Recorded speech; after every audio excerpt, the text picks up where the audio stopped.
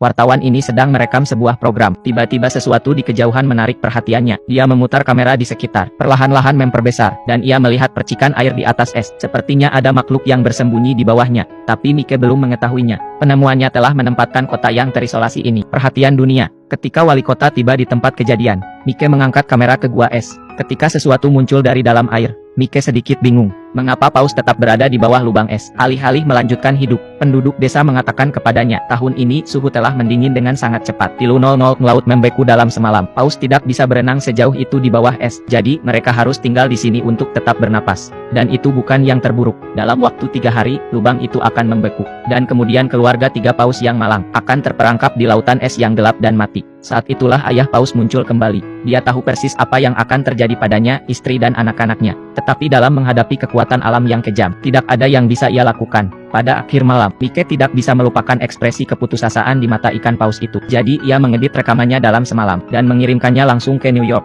Hari berikutnya, paus itu ada di berita. Kisah ini segera menarik perhatian masyarakat. Tidak lama kemudian, media dikerumuni oleh para jurnalis. Mereka semua ingin menghasilkan uang dari ikan paus. Kamar hotel di kota naik dari genap 0 menjadi 500. Namun, antusiasme mereka tidak surut. Kota perbatasan yang tenang tiba-tiba menjadi hidup. Tetapi sang wali kota tampak sibuk. Paus mungkin telah menjadi berita. Tetapi mereka tidak keluar dari bahaya. Dan tidak semuanya buruk. Penduduk setempat memiliki tradisi membunuh paus. Penduduk desa sudah merencanakan bagian ikan mereka. Wali kota tidak ingin mengambil keuntungan dari ikan. Tetapi penduduk desa harus mencari nafkah. Tidak ada yang bisa dilakukannya. Segera setelah itu, sebuah konferensi pers diadakan di kota. Perwakilan masyarakat adat memperdebatkan kasus mereka. Menekankan bahwa perburuan paus adalah cara hidup mereka. Itu masuk akal dan legal. Ana dari masyarakat hewan tidak mau kalah, bahwa kapal pemecah es sedang dalam perjalanan. Paus-paus itu akan segera dikembalikan ke laut. Mereka berselisih paham. Untuk sementara waktu situasi terhenti. Tiba-tiba, semua orang di ruangan itu menoleh ke belakang. Wali kota berjalan ke pesta peluncuran. Apa yang terjadi selanjutnya? Apa yang terjadi selanjutnya di luar dugaan siapapun. Wali kota meyakinkan para delegasi dalam 5 menit. Mereka sepakat dalam keputusan mereka untuk membantu paus keluar dari perangkapnya. Sekarang Ana bingung.